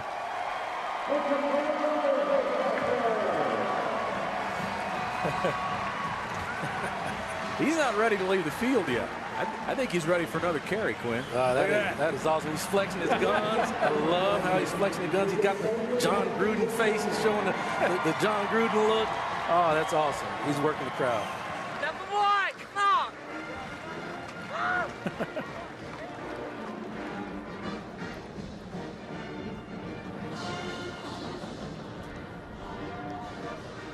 Little added excitement to the red-white game here in Fayetteville. Now, do those yards count for stats? I'm gonna be interested to see when we get our next stat page if he shows up on there. That would make it even better, you know, because that goes in. It's written down forever. That's right. They'll be talking about him 20 years from now, whoever's doing the red-white game. You remember that long run by that great running back number one?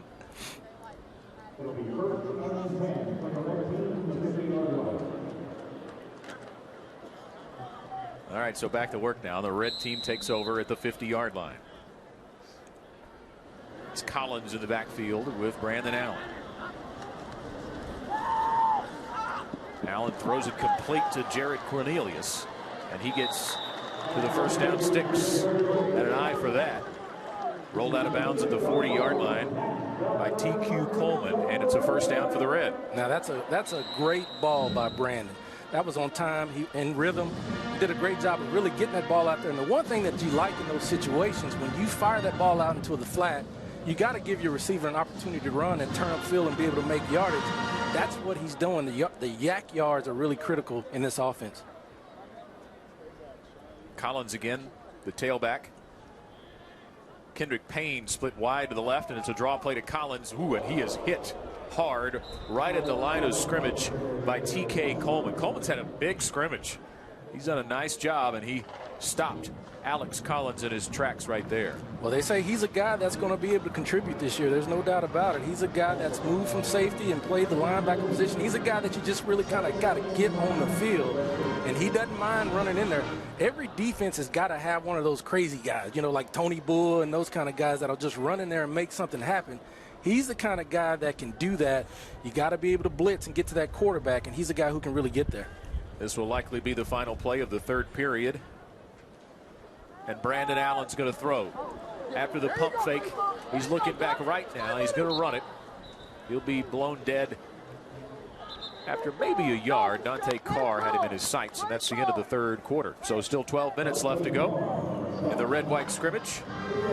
Brandon Allen, Brett Bielema, Jim Chaney all feeling much better about themselves after the third quarter than they probably did at halftime. A successful run for the Red in period number 3.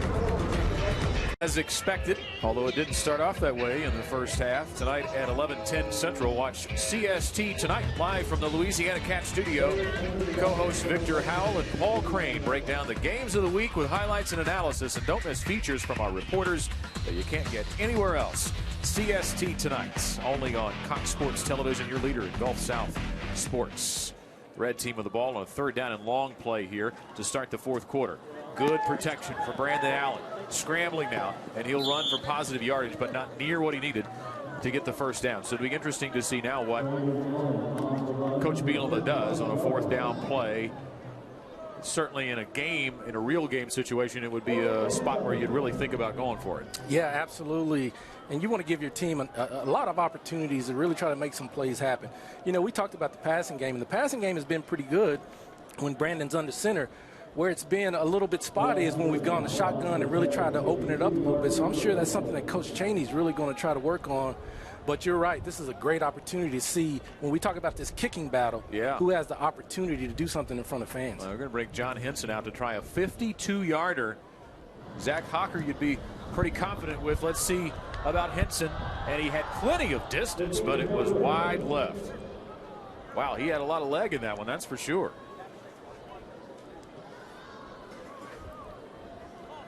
Let's go down to the sidelines once again, and Mike Neighbors, who's with Trey Flowers. Mike. Thanks a lot, guys. You know, the Arkansas defense, the red side, has had their moments today, and that's without Trey Flowers. Of course, the incumbent leader of this defensive line. Be honest with me, you're not playing. You knew you were playing. You're still wearing the pads. You wanted to be out there, didn't you? Oh, yeah, most definitely. You know, it's hard for a football player to, you know, sit out and see that team compete and not being able to compete. But, you know, I understand all the things that come with it. I understand the reason behind it, just to, you know, get those young guys to get a few more extra reps. So, talk about your reason to stay another year with this program. What was the main reason? What stood out for you? Just knowing how this program is so close to turning around. You know, we had a couple bad games last season, but, you know, we learned from those games, and I saw towards the end of the year that, you know, what this team is really about. So, you know, just being able to be here for the turnaround, you know, was one of the main reasons. Brand new defensive coordinator and Rob Smith. What is different about him? How has he put his imprint on this defense this spring? He brings attitude. He brings a championship mindset. So, you know, the things we say before our defensive meeting is, you know, smart swarm, tackling, ball disruption. So them the three principles that he rely on as a defense. You know, he's preaching it every day that, you know, you gotta have the attitude of a championship or display a champion. You're on one side. Chris Smith was on the other side last year. He's on to the NFL, trying to find a replacement for him. Dietrich has looked really good out there today. Seems like there's some young guys that are going to step up. Oh, yeah, most definitely. You know, like you said, Dietrich Wise. We got Brandon Lewis. He was a little nicked up this spring, but, you know, he's coming along very well. You got Michael Winston and, you know, the young guy, Tevin Beanham. So, you know, I'm excited to see these guys. They out here and they're learning. That's a more important thing. Listen, I appreciate your time. I know it's been hard today, but enjoy the rest of the game, and great luck next season. Oh, yeah, thank you. All right, Trey Flowers will be a big part of this Arkansas defense, guys. Back to you. Absolutely, Mike. Thanks very much. Led the team in tackles for loss with 13.5, and he had 5 sacks. Worked well in that tandem with Chris Smith, but now he's going to be the guy when those offenses game plan. That's the guy they're going to try to take out of the game. And with good reason. And that's why it's so important to get some of those other guys to step up and get that interior pressure as well. We've seen a lot of guys step up, but you can almost say getting Trey Flowers back was the biggest recruit that we got this year. You had to go back and recruit him and keep him from going to the pros. So now it's a great opportunity for him to really come in and do a great job. He is a guy that rushes with a ferocious ferocity, and he does it with great pad level and speed. And he obviously, as we've seen today, will likely get some good help from Dietrich Wise on the other end. We're back with more from Fayetteville after this. Left to go in the 2014 red-white game. See a few of the white team offensive linemen taking a breather as the defense for the white squad back out onto the field. Brandon Allen back to work. He had a good third quarter. He hits Cornelius on the first play back from the break. Oh, we're actually told now Austin Allen is taking over for the red team, so he has switched over now. Yep, I recognize the sleeves now. So Austin Allen will get a chance to run with the ones here in the final 7 minutes. He's got Korliss Marshall in the backfield with him.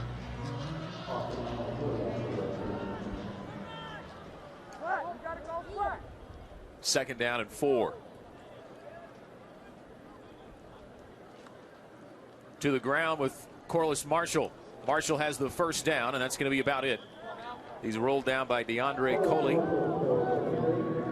And also Michael Winston in there as well. Korliss runs with just explosiveness. He's a guy that just runs through tackles. You can't arm tackle him.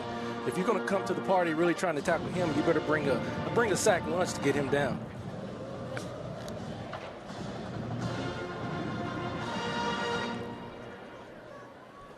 What are you watching for here, Quinn, from Austin Allen getting a chance to run with the number ones? Well, I think that's really a good situation from Allen, for Austin Allen to be in that situation, to have that offensive line, to do some great protection. I think what you're just looking for is for him to be steady, move the team down the field. The offense will tell you if the quarterback is doing their job by moving down the field. And Austin is, you just want to sit in there, make sure you're going through your reads, going through your progression, stay calm, not try to do anything, outside the realm of the offense, go through your progressions. And I think that's really what Coach Chaney is wanting to see from Austin in this particular situation. Coach Bielema said the position he's most concerned about heading into the fall is backup quarterback. Not sure who his number 2 is going to be. Neither one has been in game time situations, and that's Jonathan Williams on the carry for maybe a half yard at best. So this is some very valuable time for Austin Allen. And one of the things, too, moving 2 guys over from quarterback in Duwop Mitchell and in A.J. Derby gave Austin and Rafe Peavy a chance to have a lot more reps in the spring. Yeah, and when you're talking about developing as a quarterback, you can't do it from watching. And if you got 5 quarterbacks in the rotation, you're not getting as many reps as you need to. Plus, those other 2 guys are really going to contribute in other areas. So they made the decision and said, hey, we're going to go with these 3 as our quarterback. And it's great that they're getting those reps. And it's good to see Austin in this particular situation. Draw play on 3rd and 5. And Jonathan Williams has got the first down. Nice little hesitation step. And he will get down to the 41-yard line of the Whites. Brought down by Nicholas Thomas Smith.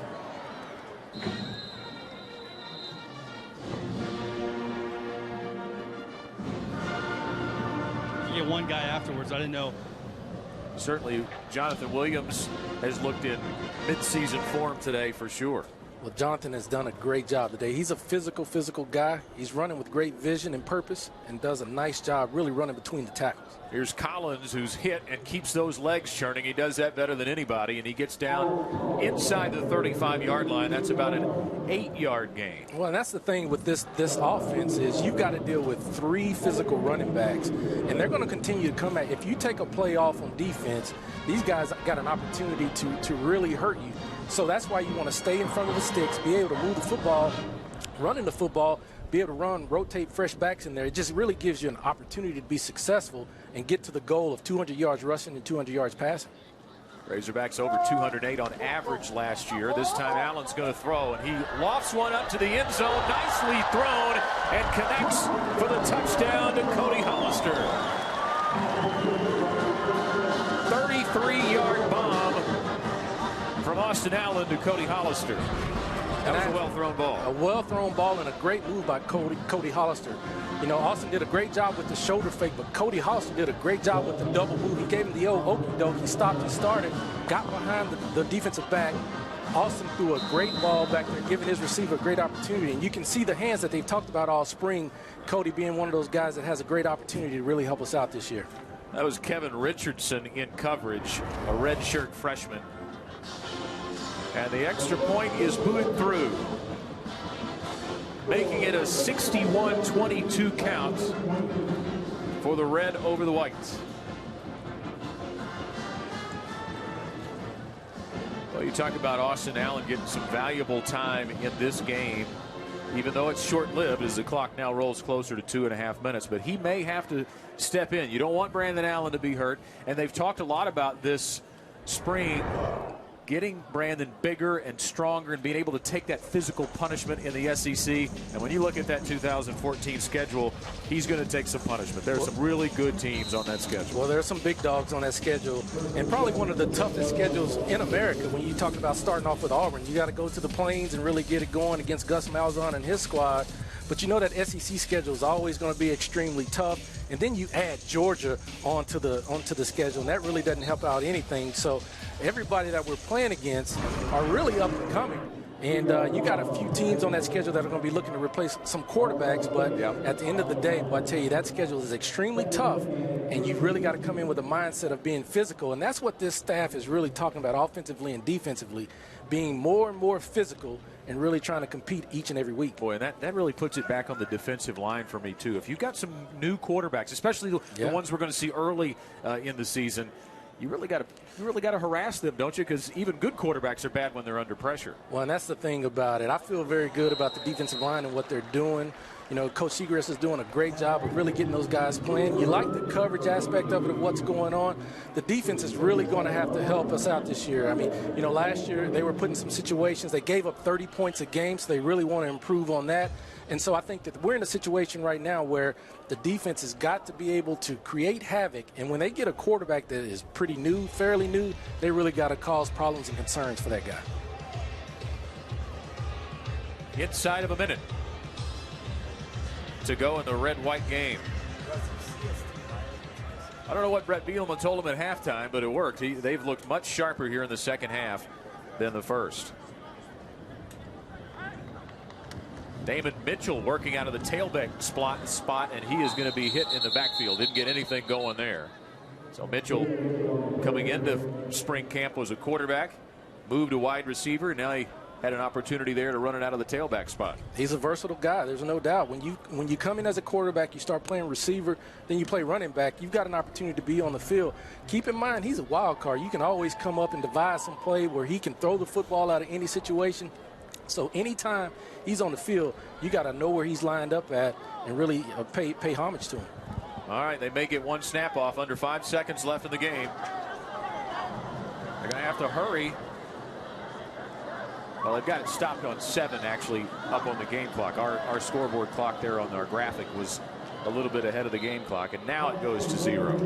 So they did get the snap off. It ends with an incomplete pass. 61-22, the final. The red over the white. You know, the thing I noticed, too, is they skipped at the end of the third quarter the field goal kicking contest. I get the feeling that Coach Bielema kind of adjusted the spring game rules on the fly after that first half. And when you're the head hog, you can do that. That's you say, right. Hey, I got people here. I got a great situation where I'm going to test some of my young kids and really put them in a situation where they have to perform in front of fans. And so he took the liberty of saying, hey, we're going to continue the format and really give these guys a great opportunity to continue to play. I think it's a great thing, especially when you talk about having 3 new defensive coaches. It's a great opportunity to continue to work on that defense, get the communication down in a game-like situation. He may have worked them a little harder and a little longer than they anticipated when they put the shoulder pads on today, but Coach Bielema got what he wanted in the second half, I'm pretty sure. Let's go down to the sidelines and Mike Neighbors. Mike.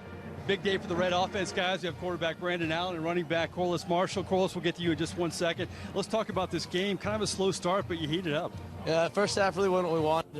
Just not clicking offensively. Not everyone had their minds in the game, and we were able to come back in the second half and kind of put on so we were proud of. Talk about this spring for you. You took a big step forward. You had some competition. Coach Bielema told me this week, though, you haven't budged and you've kind of broken away from the pack. That has to feel good.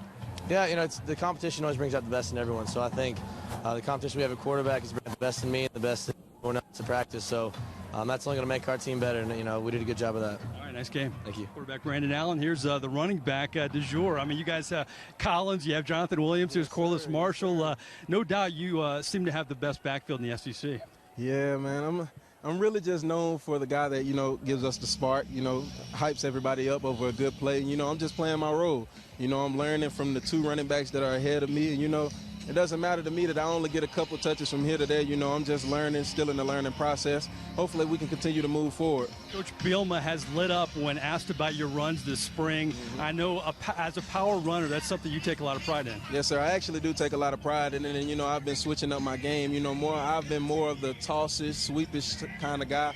They're utilizing me more in the A gaps. And, I feel more comfortable running inside, getting my vision better. I'm just getting all the qualities down of being the perfect running back.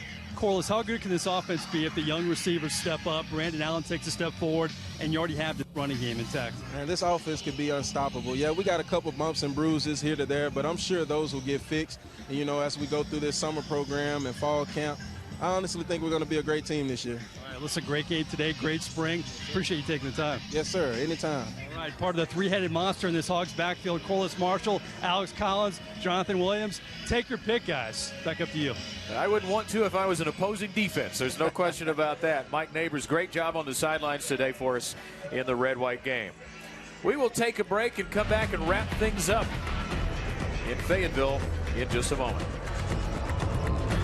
Here from Donald W. Reynolds, Razorback Stadium. You see the final score from Arkansas's red-white game today. The red with a big win over the white. That part was expected, but as we welcome you back inside the booth, what was not expected was a slow, sluggish start from the red offense. And you heard Brandon Allen say some guys didn't have their minds in the game. And we saw Coach Brett Bielema take them to task for that at halftime, but a much sharper game in the second half. Much sharper game in the second half. And you can see Brandon really settling down and really getting the offense going. I think Coach Chaney did a great job of calling plays that really put him in a great position to complete some passes.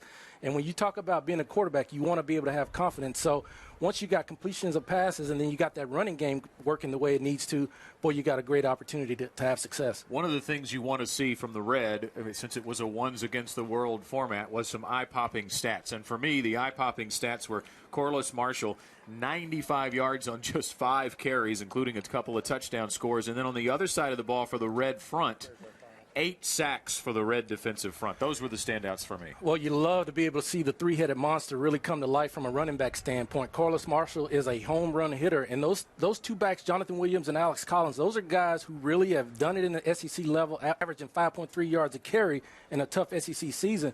Then you get a home run hitter like Korliss Marshall. Boy, it's a great opportunity to really have that 3-headed monster. But then you got to give a lot of credit to the defense.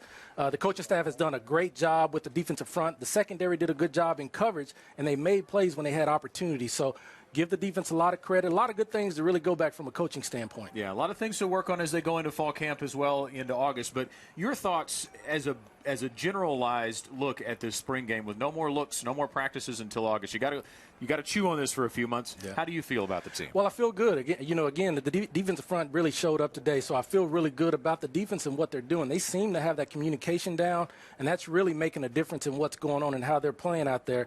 You continue on to see a little bit more from the offense in the passing game, especially when we went shotgun in 3 and 4 wides. I think that's something that they're going to have to continue to work on and really get in a groove. But I think it's going to take Brandon Allen really working with those receivers in the offseason, making plays and really getting to know each other so we can be successful. Hey, the next time you and I are together, we'll be down on the plains. Wow. Can't wait for it. It's going to be great. Tough start for the Razorbacks, a tough draw for the season opener against the national championship runner-up in the Auburn Tigers. Well, that's going to do it for our broadcast. We're so glad that you came and watched today the red-white game. Again, that slow start, but the highlights, they came in bunches beginning about halfway through the second half. We had a little bit of everything. Defensive touchdowns, offensive strikes, and long runs. We thank you for joining us. Don't forget to watch the Razorback baseball team on CST Saturday, May 10th, when they host Texas A&M. For Quinn Grovey and Mike Neighbors, I'm Scott Inman. The final score, red 61, white 22. This has been a production of CST.